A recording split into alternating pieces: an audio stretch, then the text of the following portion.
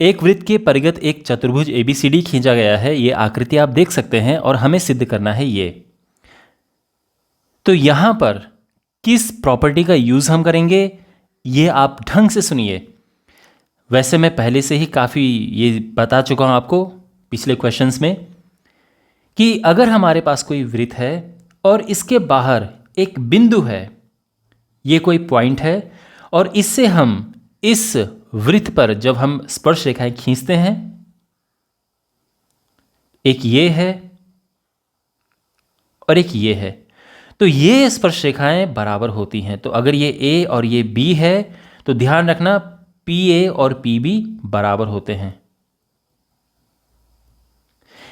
चाहे बिंदु यहां पर हो, मान लो कि ये बिंदु है, यहां से भी ये बिंदु Q है, यहां से भी जब हम स्पर्श रेखा खींचेंगे, एक स्पर्श रेखा ये जा रही है, एक स्पर्श रेखा ये जा रही है, और ये बिंदु C और ये D आप मान कर चलो, तो ये भी आपस में बराबर होते हैं। तो हम ये कह सकते हैं कि QC बराबर QD। तो आप समझ गए, किसी भी बाहरी बिंदु से जब हम किसी वृत्त पर स्पर्श रेखाएं खींचते हैं तो वो स्पर्श रेखाएं बराबर होती हैं।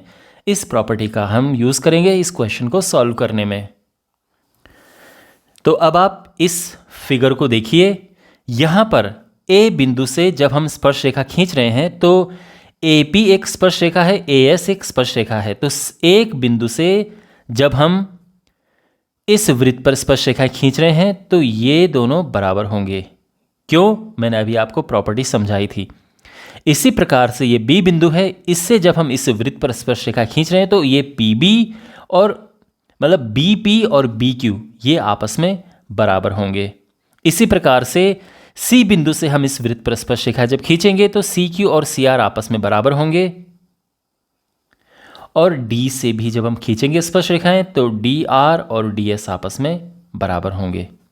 ठीक है, ओके। तो ये प्रॉपर्टी है, ये हम पहले यहाँ पर लिखेंगे। वैसे ये जो प्रमेय है ये प्रमेय 10.2 है, आपकी बुक में जो प्रमेय है वो 10.2 है। तो इसको पहले यहाँ पे लिखते हैं।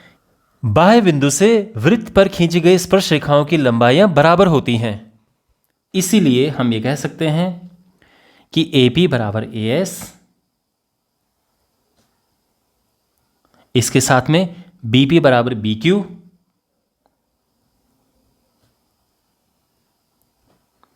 फिर है यहां पर CR बराबर CQ, और यहां पर हम लिखेंगे कि DR बराबर DS, क्योंकि ये भी बराबर हैं। अब हमने यहां पर इस तरह से इसको लिखा है, बहुत समझदारी से हमने ये लिखा है।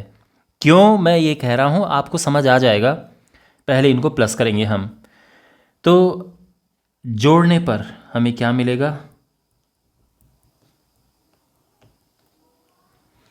तो बाएं लेफ्ट साइड में क्या क्या है, AP है, BP, CR, DR, और राइट हैंड साइड में क्या है, AS, BQ, CQ और DS। ठीक है, अब इनके ग्रुप बनाते हैं। तो AP का BP के साथ में ग्रुप तो ठीक है,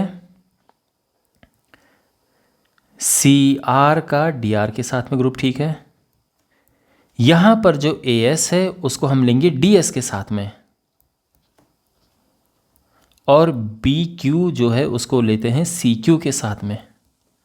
तो हमें क्या मिलेगा, ध्यान से देखो, AP और BP को जब हम प्लस करेंगे तो हमें क्या मिलेगा, देखो AP और BP इसको प्लस करके मिला AB, CR और DR को प्लस करके तो CR और DR को प्लस करके CD, AS और DS को प्लस करेंगे हम तो AS और DS को प्लस करके मिला AD, आप देख सकते हैं। और यहाँ पर BQ और CQ है तो BQ और CQ को प्लस करके मिला BC, और यही तो हमें प्रूव करना है, हेंस प्रूव्ड।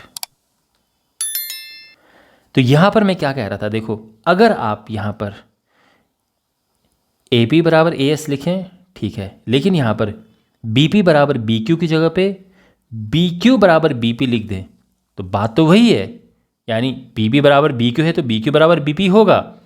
लेकिन जब आप इन्हें प्लस करेंगे तो प्रॉब्लम हो जाएगी, क्योंकि ए पी के साथ आपको बी पी का कॉम्बिनेशन चाहिए और वो तो दूसरी साइड चला गया। तो इसीलिए लिखते हुए बहुत समझदारी लिख कर आपको बरतनी है कि जो ए बी है, ए बी के कंपोनेंट क्या क्या हैं, एक ए पी है और एक बी पी है।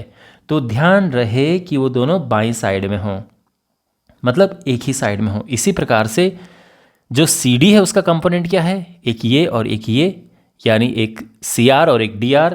तो ये सी आर और डी आर दोनों बाईं साइड में होनी चाहिए।